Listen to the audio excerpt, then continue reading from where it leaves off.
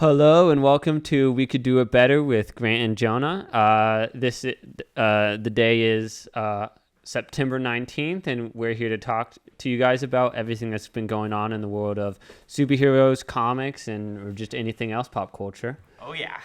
All right, we're going to start off like we always do with Multiverse of Movies. That's our first segment. Yes, we are. We don't got a lot going on today either.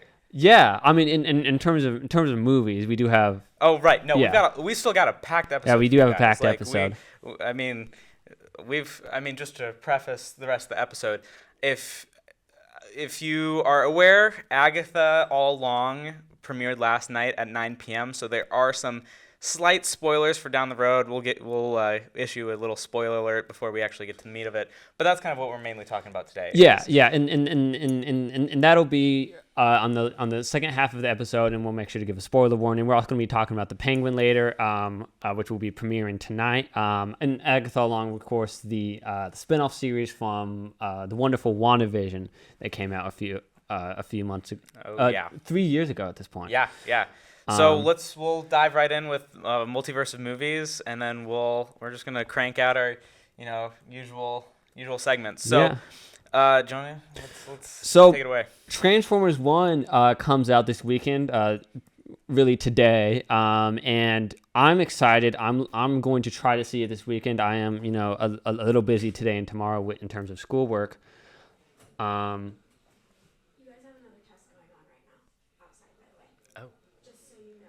Okay. So why is there a test going on? This is the second one in the last 20 minutes, but just so you guys know. When did it start? Not too long ago. Okay. A couple seconds before I came in. Okay. Yep. Just. Cool. Well, I'm kind of looking over at the recording thing because. Okay. I think we're good to go now. I don't know. We had this weird test just come up. Yeah, so I don't think it was a technical difficulty necessarily, but anyways, as we were saying before, we were so rudely interrupted by some broadcasting alert. We've got one heck of an episode. So just to reiterate, we were talking about Transformers. So just give a little recap again.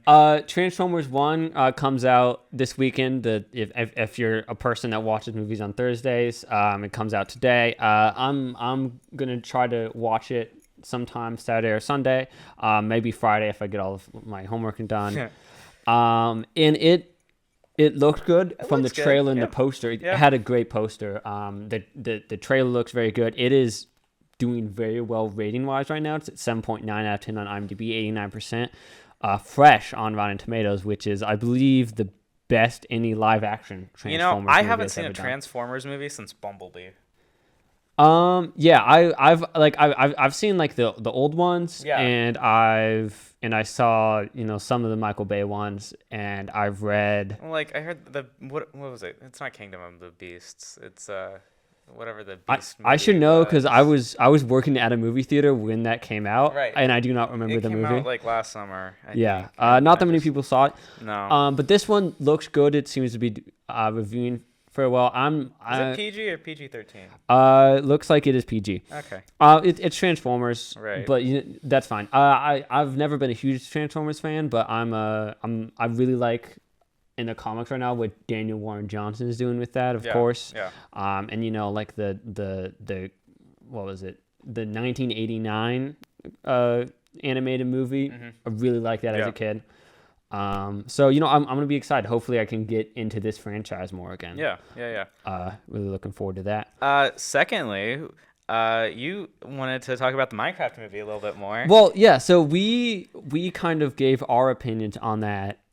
We were not alone. I haven't come across a single person who've been like, oh yeah, this Minecraft movie looks amazing. Like, no one's saying that. I don't know what's going on with Jason Momoa's wardrobe choice or why everyone looks the way that they do, at least the players. Like, I mean, Jack Black as Steve, he's nailed the shirt and pants combo in terms of Steve. But like, I don't get why everyone else looks the way Yeah. that it is. It supposed to be like them designing their own skins? If you or... guys aren't as terminally online as we are, hopefully you're not.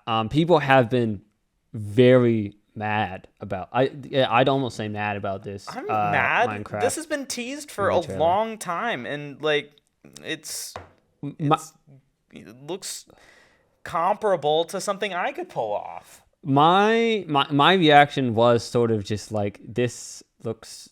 I don't care, but yeah, people are not liking it. Like people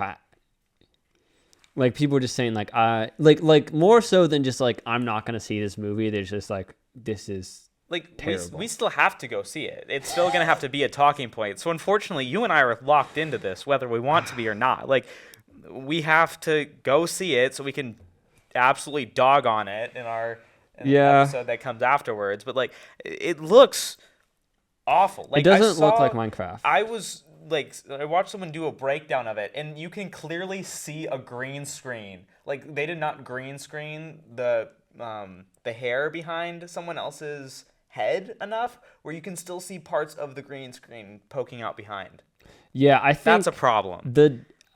For me, it's just, it looks so unappealing just because of the weird blend. Yeah, there's the weird blend of the animation and of the basic style principles of the video game, and then the very weird choice to have live action actors. Yeah.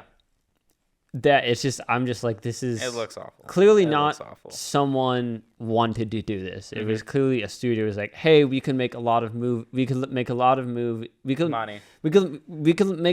on this movie if we just, have a PG-13 IP out in the theaters in the spring, where like it's a rainy spring day, parents want to take their kids to the theaters. Right. I'm not, it reminds me of the reaction that happened at the Sonic the Hedgehog trailer, and maybe if we get enough people to bully the studio, they'll redo it just like what they did with Sonic. Yeah, that's what a lot of people have been saying. It's probably too late for that. Oh, I don't think so. Maybe. Well, didn't they like delay Sonic by a year? We're accustomed to delays nowadays. Like, they could easily delay the movie. But anyways, I don't want to waste my breath anymore on this god-awful movie. That, and then in a couple weeks we're gonna have 2 weeks. The Joker is gonna be coming out. I got my tickets today. Yeah, I'm probably gonna get mine later tonight or tomorrow. We're really excited for that. But we're gonna move on to Don't Change the Channel. Once again, we're gonna be talking about Agatha All Along in the second half of this episode. So we're gonna hop right into The Penguin, which is tonight. The first, is it the first episode or the first 2 episodes? I thought it was just the first episode. I think they've only got the first 2 episodes for Agatha dropped last night. Yeah, the first episode for The Penguin is going to be releasing tonight at 9 p.m. on HBO Max. Yes. Max, I believe it's called now. And I'm excited. Yes, me too. We were talking about last night that Mark Strong was cast in a mystery role. Like there was literally no one, like it was just like a question mark, I think, was underneath it. But we did find out in a piece of promo that dropped last week that Mark Strong is actually playing a younger Carmine Falcone. Which is, he looks good. Like, if you look at the side-by-side comparison between the first actor from the Batman and what he looks like now, you're like, I see it. I see it. He looks like a decent Carmine. But this looks amazing. Yeah, I mean, and we've talked about this before. This is, I mean, I've been so excited for this. I love, like, the noir styles. I love the Batman. That's been my favorite. Well, you and I were talking Batman movie. Yeah, like all respect to the Dark Knight, but the Batman is my favorite Batman movie. Yeah, I'd say definitely favorite live action Batman movie. There's a couple animated Batman movies that rival it for me. Sure. Like The Long Halloween and like. But Matt Reeves knows what to do with Batman material. Yeah, especially with a young Batman, with the less fantastical Batman, he gets it. And I read that he's trying to stray away from the less fantastic side. Like, he wants to get as close to the edge of the fantastic without actually going over there, which I think is perfect for the universe he set up. I kind of disagree with that just because I think he does a great job. Obviously not just him, but like the person he wrote with, the Batman movie does such a great job characterizing Gotham City, because Gotham City is either the best setting that has ever existed, like can be the best setting that ever existed, but it's also a character, and they do a great job at characterizing Gotham City in that first movie, and that's something I'm very excited for in the Penguin, because we kind of see a Gotham City that's been flooded. We've seen stuff like this happen before. That was quite a cliffhanger that they left us on in 2022, by the way. Yeah, and we're gonna get. And finally, we get to see a little bit of how that gets resolved in the show. But it's currently sitting at, last time I checked, at 91%, so it's doing very well on Rotten Tomatoes right now. Yeah. But we'll break it down completely next week on our episode. Yeah. We'll talk all about it, and yeah. but yeah. So do you have anything that you're most excited for this? Well, I think it's just about time. There's nothing specifically I'm here for. Like, I believe that the Penguin needed his own spotlight for a long time. Like, he's always been kind of a side character or someone who's been brushed off. I mean, I guess when you played the Arkham games, he wasn't so much of a side character. But, like, if you look at some of the earliest Penguin stories, he's always a sidekick to, like, the Joker or whatnot. So the fact that not only is he, his own character, but becoming a rising kingpin in Gotham is exciting. Like, it's nice to see kind of like the underdogs, I guess, rise to power, and seeing Oswald get his power throughout the series is going to be something really interesting, just to see how dirty he can get his hands. Yeah, I'm excited for. Yeah, I'm very excited for an expectation for that character. I do think this is Colin Farrell. Like, I'm not the first person to say this. Colin Farrell's gunning for an Emmy. Yeah. For sure. And I'm super excited for an exploration of more of the underworld for this. Well, there's a whole bunch of mobsters also that just haven't really been brought into the spotlight yet. I mean, we've got a whole bunch of Falcone family members. Like, Sophia apparently just got released from Arkham. I saw in a piece of social media. I didn't know that. It's the one played by Kristen Melody. Yeah.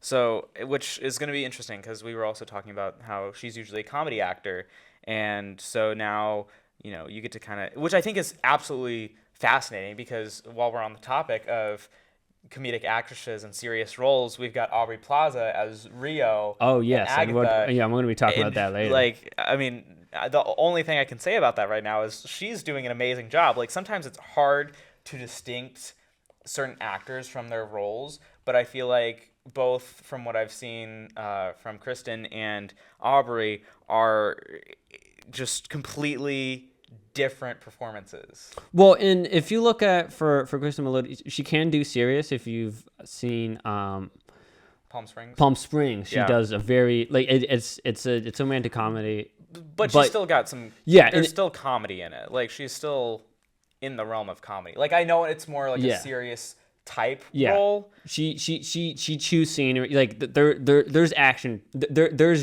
She flexes her dramatic chops in that movie very well. But now in the Penguin, it's full hardcore gangsta. Yeah, it's gangster. Yes, I'm very excited for that. I'm very excited for a lot of these performances. I'm excited to see how. I'm excited to see Carmine and how they're gonna incorporate Mark Strong. It's probably just gonna be flashback stuff. And all of these characters that like whether it's all of these characters that we've kind of seen in comics, but we've never really seen on the screen before. Or if we have, like Salvador Maroni, we've only seen kind of just him talked about, like only just like not really a character. He wasn't really a character in those in the Christopher Nolan movie. He's kind of just there.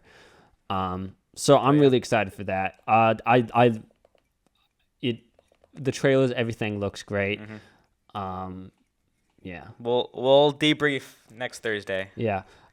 So there'll be so Superman and Lois season 4 Which is I coming haven't up. seen, by the way. You haven't seen season 1, 2, and 3. If you're a Superman fan, I very much recommend the first 3 seasons. Or if you want to get into Superman, if you want to know what the Superman fans like. They like Superman and Lois because this is what he's. I did like see a for the video past come 30 across my years. Instagram page of him recreating the Action Comics Oh, yeah. picture where he lifts the green car up in the same way, and I'm like, okay, that's pretty cool. That almost hooked me, but it's just CW shows had their run on me, man. Like I get it. with like the Flash. Like I was an avid Flash watcher for the longest time. And then I got burnt out by the time Zoom was introduced. Really. Oh yeah. That was season 2. Okay, maybe I made it a little. I just know I was off before. Savitar and Godspeed and all those other characters came I in. made it through this first 5 seasons, as it was coming out. I did watch Legends of Tomorrow. I forgot about that. You got me on Legends of Tomorrow, I think. Yeah, and I watched like the first 2 seasons of Legends Tomorrow. I maybe like debriefing the CW is Another bigger episode, topic. yeah. But real quickly, there are some things that those shows got right really well. Oh, no doubt. I'm a huge fan of the Supergirl show. Like one of my favorite shows of all time, especially season 4 is one of my favorite seasons of all time. Yeah. I think that show for the first 5 seasons is very good. The 6th season not so much. In the Flash, the first 2 seasons I think are very good. Oh yeah, absolutely. But those shows had a real problem with It just kept getting weirder, man. It kept getting weirder. It got bogged down in some continuity, and also they did a thing where they adapted. They wanted a Batman, but they couldn't get the license to Batman, so they made Green Arrow their Batman.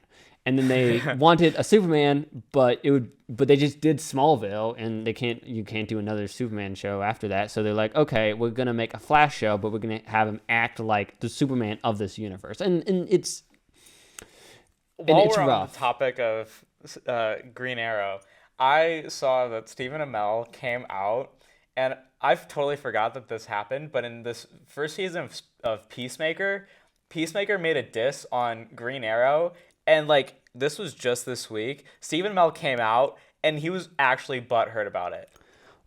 What did he? I forget. What did he say? Oh, it was some like I forgot to put it in my paper, but it was just like he made some just diss on like I think how useless Green Arrow was, and it's just like, well, he was making fun of literally every single member of the Justice League at some point in the show, and for you to take it that seriously, like I feel like Stephen Amell is kind of a laughingstock. I'm not gonna try to get controversial here, but like feel like he's always getting upset about something that the DCU is currently doing. Like I think he loves what he did on Green Arrow and he protects it with everything, which I've got to respect him for. But he's taking everything a little too seriously. Also, like the reason I could never get into Green Arrow is because it was just a Batman show, and they put like a Green Arrow hat on it. Right. Like that's not what Green Arrow is. Right. If you've seen that Felicity show, Smoke was pretty much just a cooler, or not cooler, but just young blonde. Alfred. Well, yeah, and like or Barbara, but like it's. And the Flash kind of had that problem, and they're like, oh, we want to do Plastic Man, but let's just spend a little bit less money to get the rights for Elongated Man. So we'll have Elongated Man. Yeah. But my 2 favorite CW shows, Supergirl, which we can talk about, but that's a whole can of worms that we don't have time to get into. Was like, okay, we're gonna make a Supergirl show. Which Supergirl was pretty good. I forget how long I stuck around for that, but. And then Superman and Lois took the exact opposite approach. It was like, okay, we're making Superman. We're not even going to do the Superman that people expect. We're not going to do Superman origin story. We're going to be doing Superman who has been doing this for 2 decades, maybe at least 15 years. And he's, he's married to Lois Lane, and they have teenage sons, and they move. Back to Smallville, Kansas, to raise their sons once they get into high school. And it's, very much inspired by the Peter J. Tomasi Superman book that was coming out around 2016, 2017. And just, it's a Superman that Superman fans love, because you want to see Superman as a dad. You want to see Superman act like Superman, because whatever problems you may have with Jeff Johns understands Superman. And Jeff Johns was one of the main showrunners for that show. And he's like, okay. I didn't know that. Yeah. Oh. I think that's one of the reasons why that show worked so well, because Jeff Johns... You got to get more comic book people than in official Exactly. positions. It works. That's something that worked about the DC animated universe back in the 90s and early 2000s. And that's something that worked Superman and Lois. And it's just the best representation of Superman and Lois Lane that we've maybe ever had outside of comics. I put it that way. Definitely the best live. I'm gonna put my money on the next Superman movie to have a better Superman representation. Maybe, but it's also still a young Superman. That's true. We'll have more room for. But I'd still probably bet that this will be like a fan favorite version always, because I think they're always gonna have a sort of following for sure. Yeah, and it's everyone who watches it loves it, I think. Yeah. It's very sweet. It's very heartfelt. This season 4, this is gonna be the last season. They originally planned for there to be more seasons, but with the restart and everything, they had to cut it off at season 4. But the showrunner, Todd Helbing, did say that everyone who's been in the show is still going to be in the show, and this is a direct quote, by the way. Everyone that's been in this show is still in the show, and everyone has a storyline that wraps up by the end of the season. Which so is we're great. gonna get closure on all of these characters. Nice little bow on top of everything. We're gonna get closure on all of these characters. We're gonna there's also rumors about Tom Cavanaugh coming up. If you don't know, actually, not even rumors. It's confirmed by the showrunner Brent Fletcher. He's the person who played Dr. Harrison Wells in the Flash TV show. He's showing up. So just if you like that actor, which I know a lot of people do, I really do. I think he's very talented. He was one of the best characters on the show. Yeah, I'd say definitely the best performance. Yeah. On that show. And then it kind of this is a bit of a spoiler warning, but I assume if you watch it 72 if you watch all 3 seasons, you're going to forget this. There is a bit of a cliffhanger at the end of last season. Superman's kind of fighting Doomsday and stuff. And the other season didn't end on cliffhangers, I don't think. So yeah, it's going to be very interesting to see how that resolves. And if it does resolve, there's been rumors that Superman's going to be dead at the beginning of the season. They're going to be doing a Death of Superman arc. Superman died? Superman dies? Jonah, how dare you? This has never happened before. When we said spoiler alert, I didn't think it'd be for me. Well, we don't even know what happened. I promise, if you watch the show, you're not going to remember what I said. So just forget it. Okay. But yeah, this has been my favorite TV show, my favorite DC show since Supergirl and Young Justice stopped having new seasons. You're so mad about Young Justice. I will never forgive the James Gunn or the other people that canceled it, because James. You know what? They're giving us Creature Commandos, so that's good enough for me. I just was never attached. It's not good enough for me. Okay. But we're gonna move on. We're gonna go to our game segment, and Grant's gonna. This is my takeover. This is my primary territory. So a little bit into the Fortnite news, just because we had a couple of new things happen this week. Day of Doom has arrived into Fortnite, which is a new limited time game mode where it's 16 versus 16 people, and you either get split up into becoming one of Doom's henchmen, or you become an Avenger or a hero. That's what you're technically classified as. So if you're a Doom's henchman, you automatically get Doom's mythic gloves, where you can throw the arcane blasts at people, and they do an insane amount of damage. But the point of it is there are 6 artifacts, which this just seems like a total ripoff from Infinity War, because there's 6 artifacts and you have to prevent the bad guys from getting it. Does it sound familiar, Jonah? Yeah, I do think I played back in 2018 or 19, whenever that happened. So it's just it's the typical stop Dr. Doom and his henchmen from getting the 6 artifacts because what happens if you get all 6 artifacts is then all the heroes become killable, I guess. You can start wiping out the heroes, and that's how the bad guys win.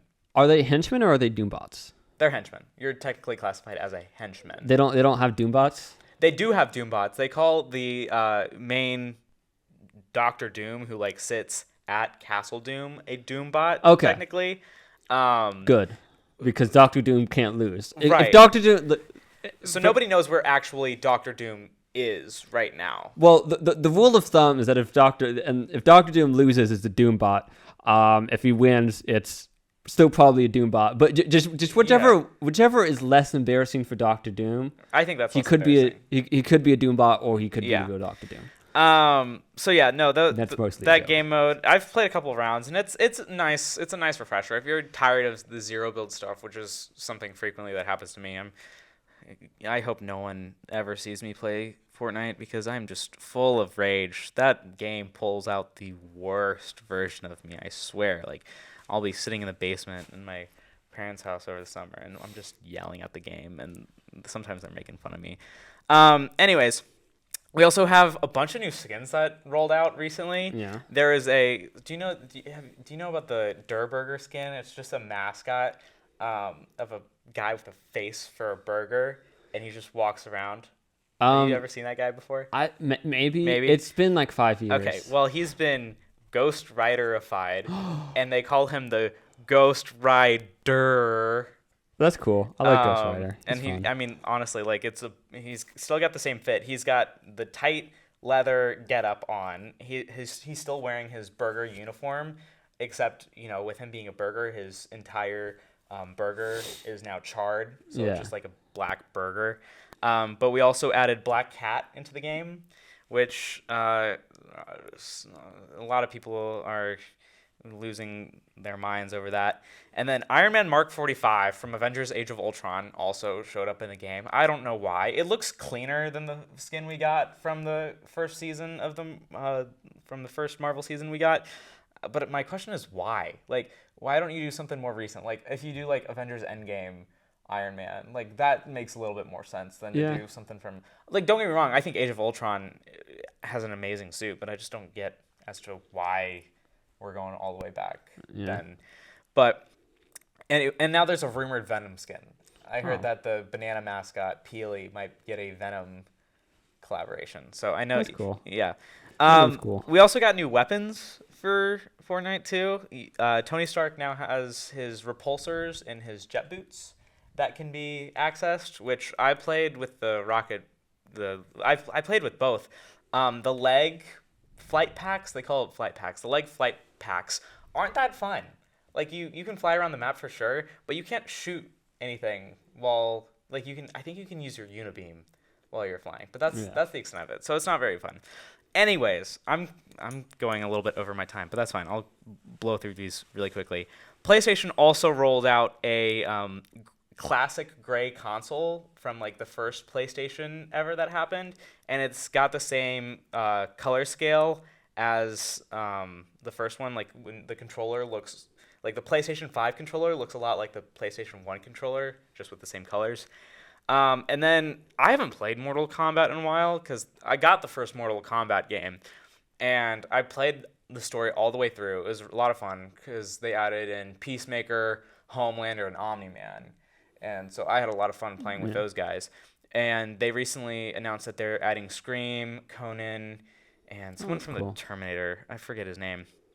But we got new footage of Ghostface performing his bloody fatalities and stuff like that, which is exciting. I might re-download the game just to play as Ghostface and get all the rewards that you can get, and then after that I'm probably just deleting the game all over again because it takes up way too much space on my PlayStation.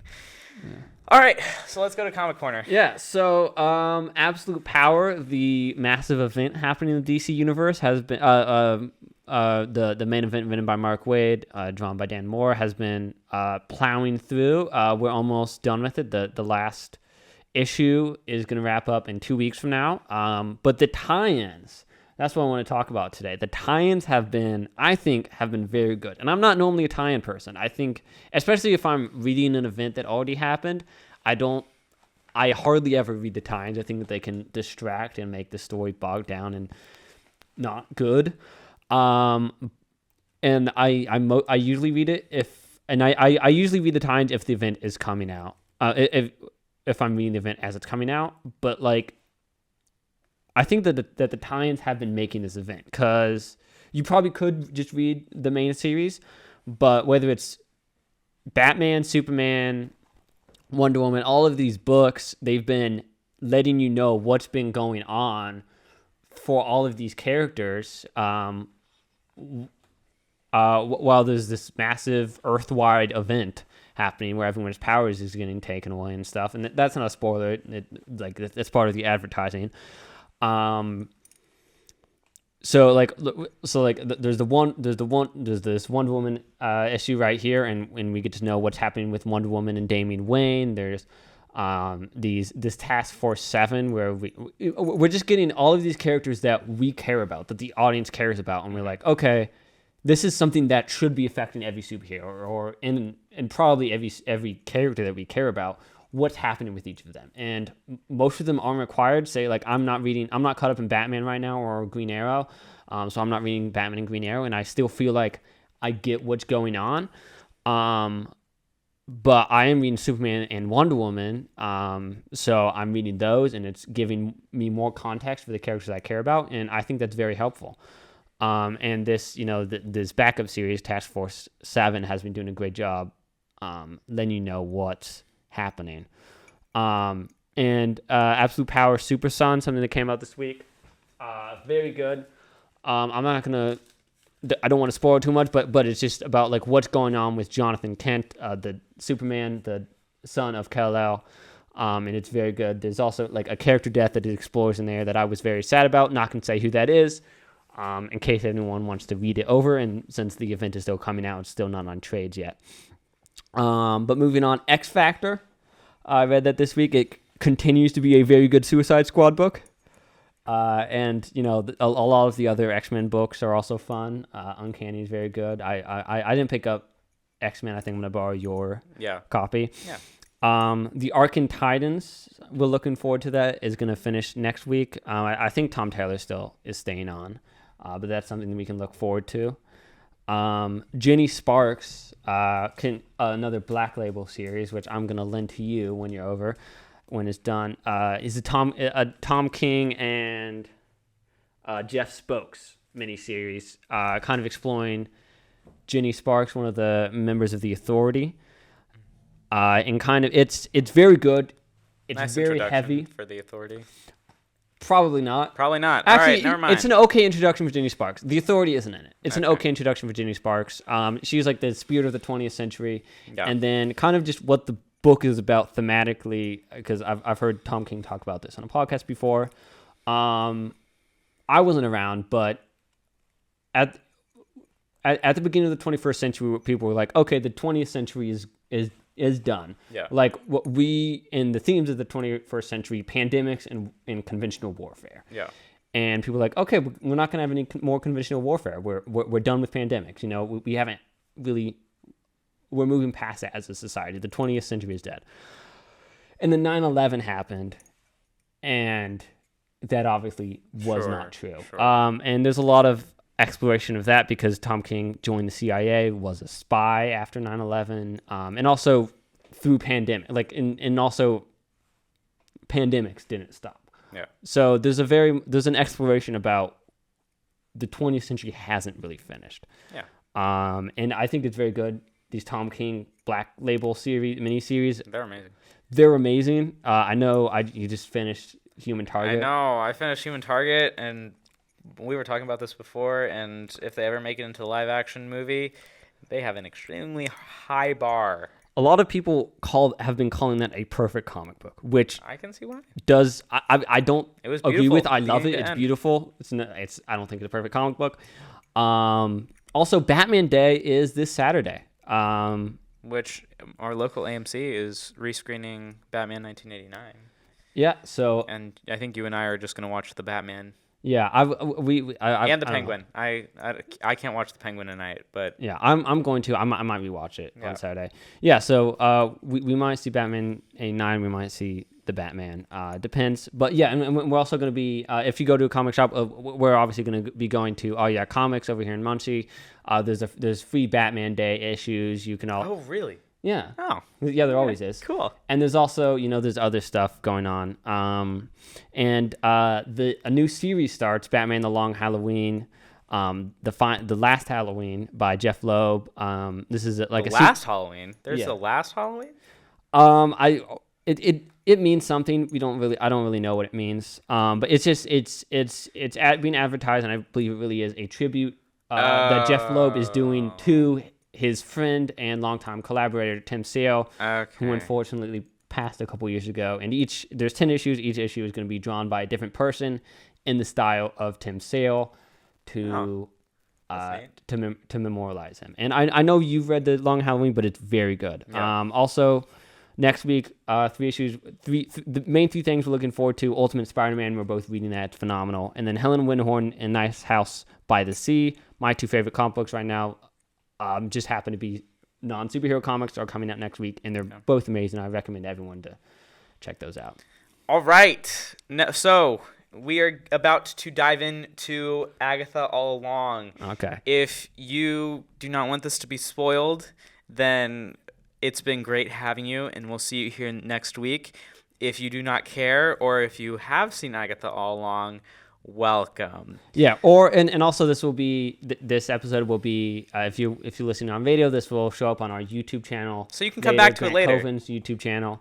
So you can come back to it later, just see, and you can make comments, say what you. So if you're coming back to watch this, currently we're at the 37-minute mark. So yes. keep that in mind if you're gonna come back and watch this later. All right. Do you want to do first? Do we want to talk about Wanda Maximoff, like the whole magic first stuff, or do we want to? I want to get Wanda out of the way because I want to save the rest of this for Agatha, completely Agatha Harkness. I think I'm not. I think first of all, who is in the morgue?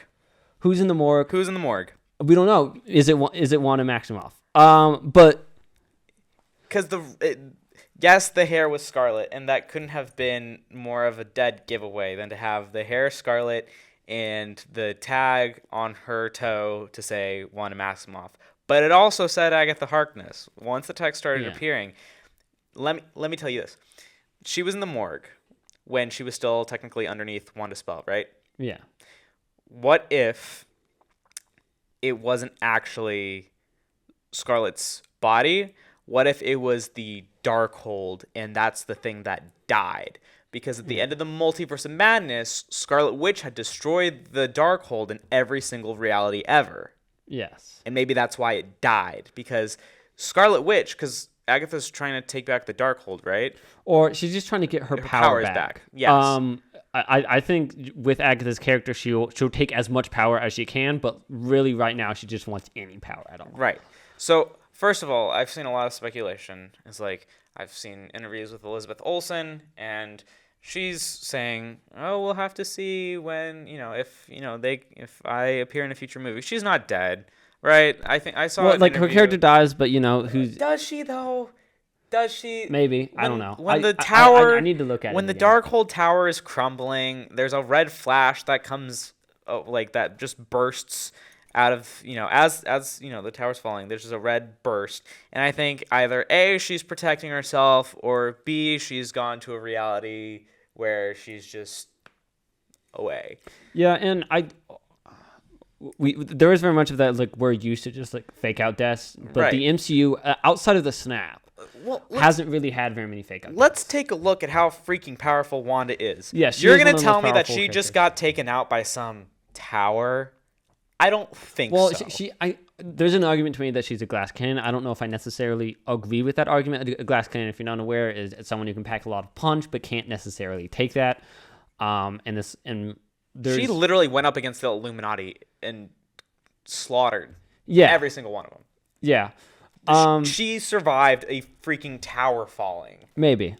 Okay, let's move. Okay, before we get too much ahead of ourselves, let's move into our first impressions on these first 2 episodes.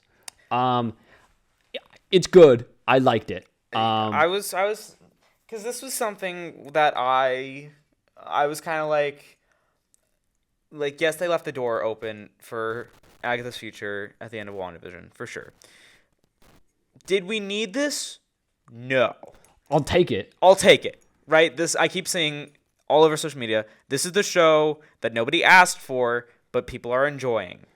We're glad it's here. I didn't expect it. Like, No. Agatha Harkness has never been like the star of even a single comic book series, but I think people fell in love, rightfully so, with Catherine Hahn and her portrayal of that character in WandaVision. I think the smartest thing they did was, because they are giving us an entire series that people know so little about the main character, they can do a whole bunch of stuff to her whole character arc, and no one's gonna get butthurt about what, like, if it's comic accurate or if it obeys the same laws. Like,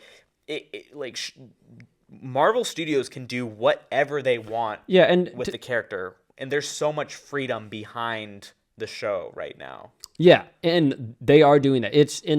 That's one of the things that I love so much about the show. Like, I'm never gonna complain about a superhero thing feeling superhero-y. I read superhero comics. I watch superhero cartoons.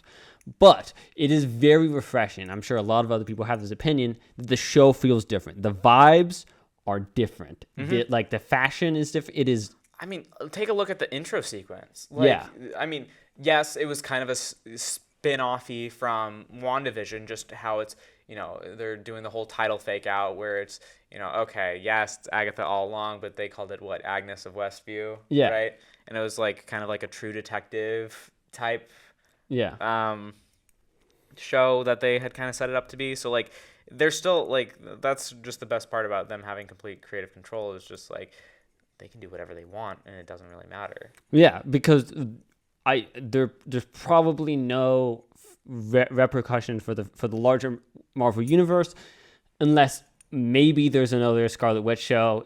This might if there's a Scarlet Witch movie down the line, maybe this will affect it. Well, I think that's a good point, because like, they can choose to definitely make this broader, and this can definitely seep into the MCU, but sometimes what they need is just like a little controlled environment where they can do whatever they want with no future ramifications, or they don't have to worry about retconning anything really. Like, the only thing they've have to worry about with Agatha is just WandaVision. Yeah. Whereas if you start getting into the rest of the MCU, then you've got almost 20, 30 movies you have to worry about not messing with. Yeah, and I do think keeping the show contained, it's all like within like New Jersey or like this magical world, is very good. The moving on things we loved, the music was good. The music was really good.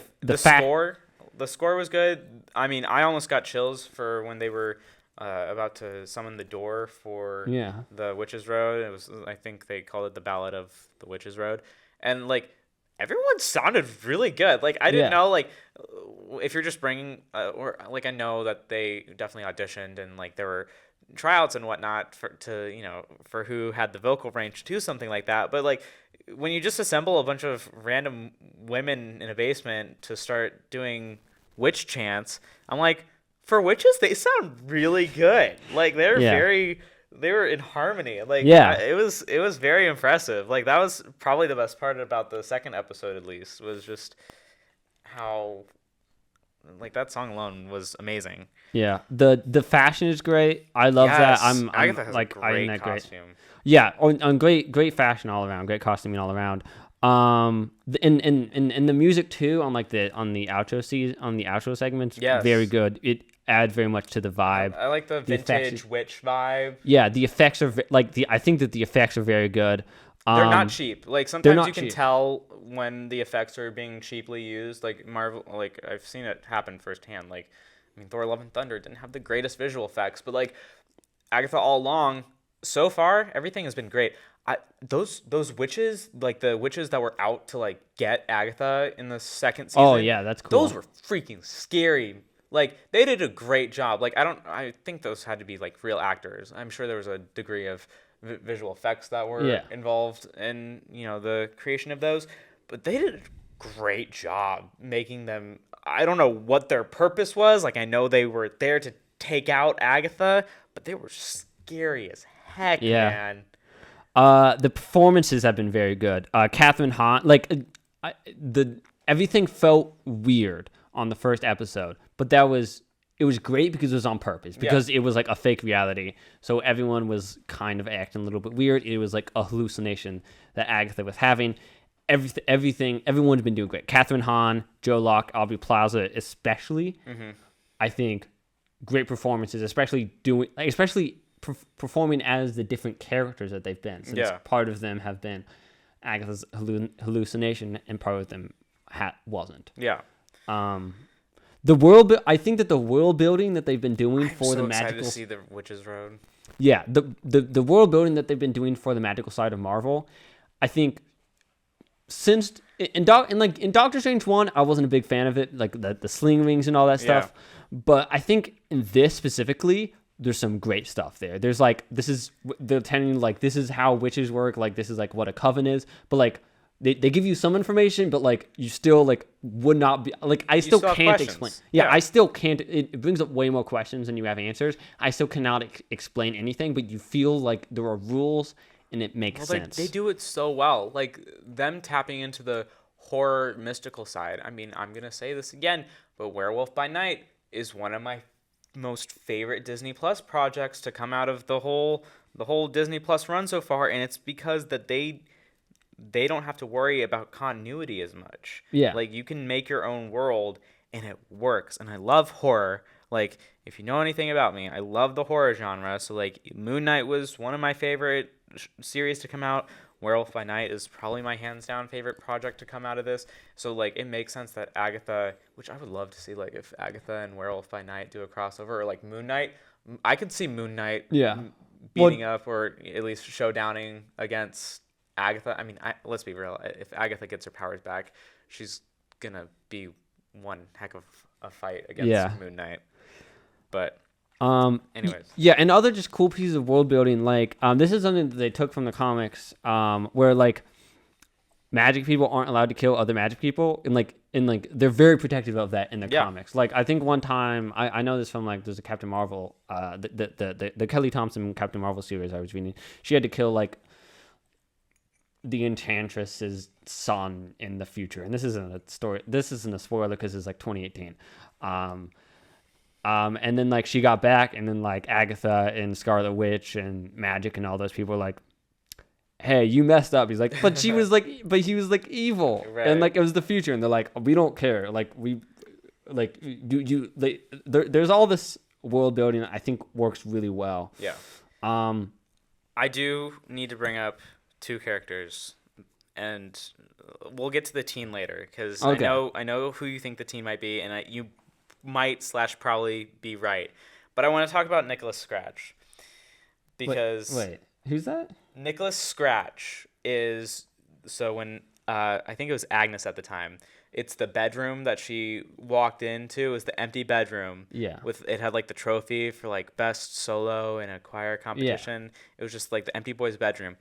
But there were bunnies everywhere. Like there was a stuffed bunny on the bed. There was like a little bunny statue on like one of the like dressers and whatnot. Nicholas Scratch in the comics is the son of Agatha. I didn't know that. And I think the emphasis on the bunnies is meaning I think that the bunny that Agatha is always petting might be Nicholas Scratch. That's interesting. Because if Nicholas is obsessed with bunnies, Agatha has had the bunny since WandaVision too. Yeah. Like the bunny's been around for a while, and I don't know the life expectancy of bunnies, but it's 3+ years already. So the bunny has already like been around. But I think having the bunnies, like if Nicholas Scratch, like I know bunnies don't really scratch people, or at least I don't think so. I don't know much about bunnies. But like it makes sense, right? If Nicholas Scratch was transfigured into a bunny, like I don't know if this is like his curse. I don't know, maybe he did something wrong. But apparently they go on to form Nicholas Scratch goes on to with this whole witch team called the Salem 7. I've heard of that. Yeah. And this is a whole opening this up the whole rabbit hole, yeah, that was really bad. Yeah. But I think that's really interesting if Nicholas Scratch does get to be revealed, because let's be honest, not a lot of people, like, I only know Agatha Harkness. I don't know really any of the other witches. They might all be original. I don't know. I've Our knowledge goes only so far. I've Agatha Harkness has showed up in like a couple of like my and I don't think we're gonna Captain Marvel comics and not, maybe like a Spider-Man comic. I don't think they're going to go as far as to include Salem 7. I think that's really deep into the whole Marvel lore and stuff. It's just like, I think Nicholas, because there's been a heavy amount of emphasis on Nicholas Scratch and bunnies, right? Yeah. So they're going to do something with that. You're not going to have all that screen time dedicated to Nicholas Scratch and bunnies and not have it be something. But I would love to come back and revisit this episode specifically that we're filming and talking about right now to see if my theory holds up to be true. Okay. Because I'm going to call it right now that Nicholas Scratch, put me on the record, Jonah, Nicholas Scratch is the bunny that Agatha is petting. Okay. Okay? I mean, I believe you. Okay. I don't really know that much about that. The other like main theory suspicion, there's the teen. That's like one of the main mysteries. Mm-hmm. There's like the teenage boy that Agatha's going around, like whenever he says his name, like she can't hear him. He's Wiccan, right? I would assume so. Yeah. Okay. And we should probably say who that is. Right. And in the comics, there's a similar situation. Wanda Maximoff makes like kids with like makes magic babies with Vision, and then like they go away, and then Mephisto makes them into real boys. That I want to be a real boy. Yeah, and they are Billy and Tommy, who we saw in Vision, and then like when they go away, they like live a life. I've got so many questions. And in the comics, Wiccan, aka Billy, I forget his last name. It's not Maximoff. He has a different one. Kaplan is a magic user and looks how the teen looks in this TV show, and he's bisexual. And we know in this show that the teen has a boyfriend. So from that, all signs are pointing to him as Wiccan. If it's not, then they deliberately baited us. Which would be weird. They've done a lot. They have done that a lot. Like they've done that with Ralph Boner, which I don't know. I hope we don't get fined for me saying that. It's Bohner. Yeah. By the way, FCC. And it is the FCC, right? I don't know. I think it's the FCC. I don't think so. I think the FCC. Wait, did you say FCC or FCC? Okay, yeah. I thought you said FEC, and FEC is Federal Election Commission. Right. That's definitely it's a different FCC. thing. Yeah, and which is really cool. I hope it's Billy because they've been building on so much Young Avengers stuff, and that's like I know him from that, and I know him from like Empire and stuff like that. Yeah. So I hope it's Billy, just to have like finally to have like a out queer superhero. Well, it sets up the Young Avengers even more because they were kind of teased at the end of the Marvels when what is it? It's Kamala Khan and Kate Bishop. Did Kamala Khan recruit Kate Bishop or did Kamala Khan like recruited Kate Bishop. Yeah. So I could totally see them try because I know that Marvel had been trying to work on a Young Avengers project, but I heard it got scrapped. Yeah, I also heard that too. But they introduced like so many of the Young Avengers that it's like I think we'll at least see them side by side with a lot of characters in perhaps Secret Wars. I think that's probably just going to be like, again, it kind of goes back to my Secret Wars theory. It doesn't matter what's really going on much right now. Like, this is all leading up to Secret Wars as far as I'm concerned. Yeah. And Secret Wars might just hard reset everything. So everything is, there's no plot holes. There's no continuity errors. Like, everything is now on the same track. Marvel has all the characters that they want, and we can have a coherent universe. Maybe. I hope that there's not a hard reset because I don't like hard resets just because of like New 52. Yeah. Or the DCU. Or the DC. Well, I'm not a big fan of hard resets when there's stuff that works. I'll say that. If your universe already works, which I think that the MCU largely works, I don't want there to be hard resets. But I am really excited to see what they do with the whole Witches Road stuff. Like that'll be. Yeah. I've seen like small little trailers of the trials that they have to go through, and it looks. I just stuff on Instagram that I saw. So it looks. I mean, scary. There is some scary stuff. Yeah. Throughout the whole, at least what I've seen in the trailers. So they're gonna add that element of horror, which I'm excited to see how that all plays out. But we'll just have to see. I feel good. I was kind of walking into this show being like, Do you have any favorite moments from the first 2 episodes? Oh, favorite moments. Yes. When I think it's when she's in the morgue and Rio is pushing Agatha to break out of her spell. Oh yeah. And like at first we see some outfits that I don't necessarily remember from WandaVision, but then as soon as we get into like the whole yoga class when she's like in the full like the tights and stuff, I'm like, oh, I see what they're doing now. And then she finally hits the 50s or 60s era costume where she's just completely black and white. Yeah. I'm like, oh, that is neat. Like you can tell that they've paid such close attention to costume design that I think at this point, if they don't get nominated for costume design down the road, that's going to be a huge steal. Like awful. But what about you? What was your favorite moment? I like the morgue scene. Just all of the interaction between Catherine Hahn's character Agatha and Aubrey Plaza's character Rio. That's I think fun. they have been very good. Yeah. The sapphic like the coding there is pretty obvious, and that's interesting. That's good to have. Yeah. Hopefully that they like confirm that, because DC's, Marvel Disney's not been doing a great job with representation. Yeah. I really like Joe Locke's performance, but like specifically the scene when Rio confronts Agatha in like the police office. No, like but like in her house. That I think was great. The I'm worldly chanting scene. Yeah, yeah, that was great. Like the scene in season 1, episode 1, when Agatha wakes up and she's realized what's happening, just goes outside and she's just like crazy. Well, that's cool. Well, she's also that's the second time we've had nudity. It's not nudity. It's kind of nudity. It's safe. It's TV-14. It's safe nudity. All right, I do think that has to be the end of our discussion today. Probably. Next, I do also need to add that also probably Billy getting hit by Mrs. Hart was also one of my favorite moments too. In the car. Yeah. Anyways, that gave me a good laugh. Okay.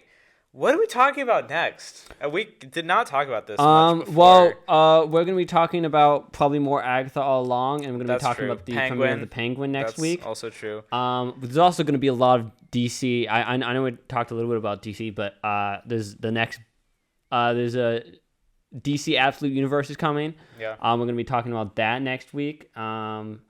Hopefully, if I get time to see Transformers, and if you probably won't have time, we're gonna be talking about that, and we're gonna figure out something else. We're gonna be maybe talking about casting announcements, or like what our ideas for who to cast in the DC universe. And we need to have a good old fashioned debate soon, because I think that's what'll really draw in some people. Is just if we're just going at it in some random studio in the Letterman building, we're just completely yelling our heads off at each other about why I think Deadpool could kill Superman. All right. Thank you very much. We'll see you next week. And see you next week. Yeah. All right, bye. Thanks. All right, bye. Thanks, guys.